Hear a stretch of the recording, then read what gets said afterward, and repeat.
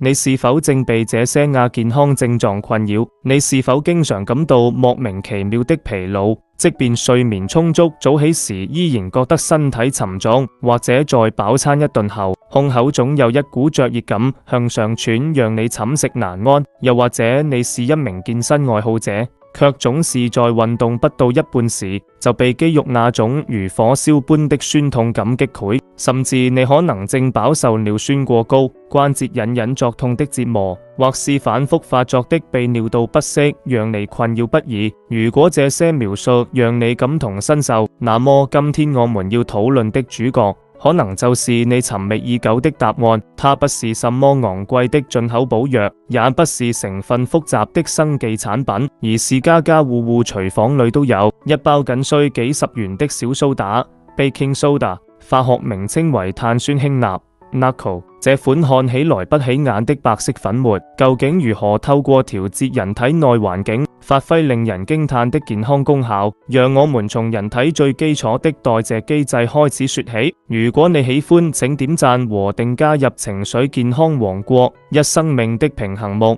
酸鹼代謝與小蘇打的調節作用。要理解小蘇打的妙用，必須先理解人體的酸鹼平衡 （acid-base balance）。1. 定的 pH 值，生命的底線。人體血液的 pH 值被嚴格控制在 7.35 到 7.45 之間，呈現弱鹼性。這是一個極其精密的範圍，哪怕只是偏移了 0.1， 都可能導致器官功能障礙，甚至生命危險。2. 酸性產物是如何產生的？我們的一舉一動本質上都是化學反應。在細胞代謝的過程中，身體會不斷產生酸性廢料，呼吸作用產生二氧化碳 CO2， 溶於水後形成碳酸。能量代謝，肌肉運動時產生乳酸 lactic acid， 蛋白質分解產生硫酸磷酸。脂肪代謝產生酮酸。3.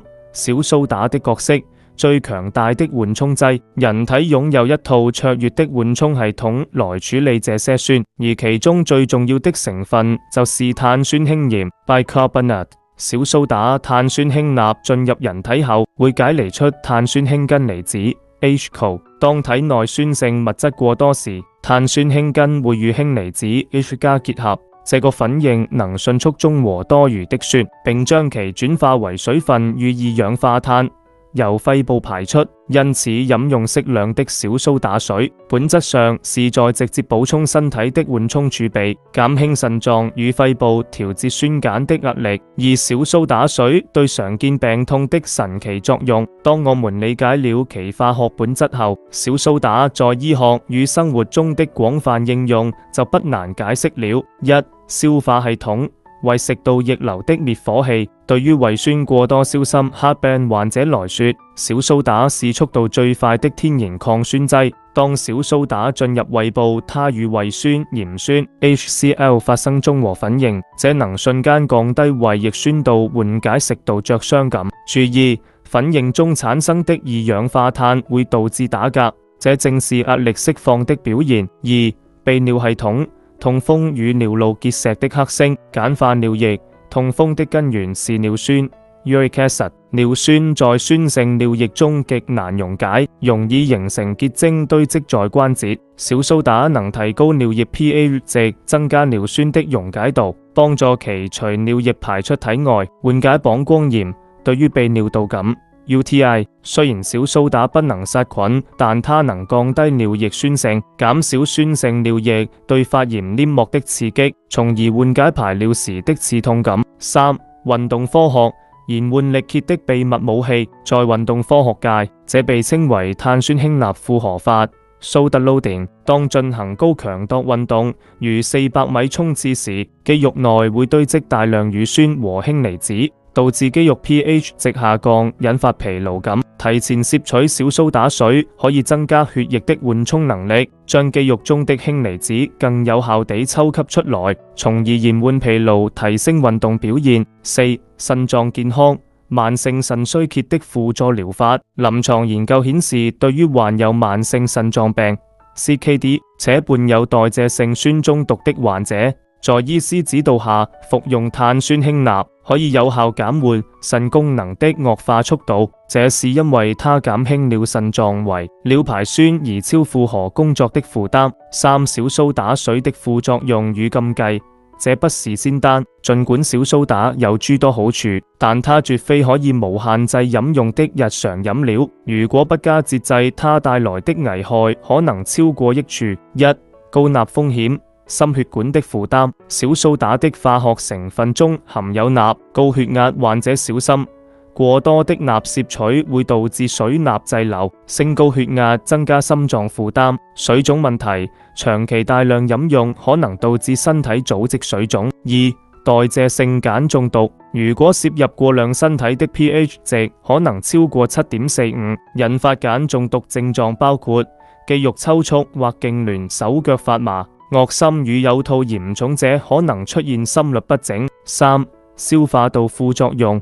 胃酸逆跳。長期依賴小蘇打中和胃酸，會讓胃部誤以為酸度不足，進而分泌更多的胃酸來補償，這就是所謂的酸逆跳 acid rebound， 反而加重胃炎或潰瘍。四、影響營養吸收。胃酸是消化蛋白質、吸收維生素 B12和礦物質如鈣、鐵、鎂所必須的。長期鹼化胃部會導致嚴重的營養不良或貧血。四、如何科學安全地使用小蘇打。如果你想嘗試使用小蘇打來改善某些症狀，請務必遵循以下原則。使用目的建議方法：緩解偶發燒心臟，1/2茶匙小蘇打溶於120毫升水中，不可連續服用超過2。運動表現提升需專業教練指導，通常為運動前60到90分鐘按體重計算劑量。輔助降尿酸必須諮詢醫師，通常需要監測尿液 pH 值，避免過鹼。絕對禁止人群：腎臟衰竭末期、未經醫師指導、嚴重高血壓或心臟衰竭患者、正在服用特定藥物者。小蘇打會改變腸道 pH 值，影響藥效孕婦及幼童結乳。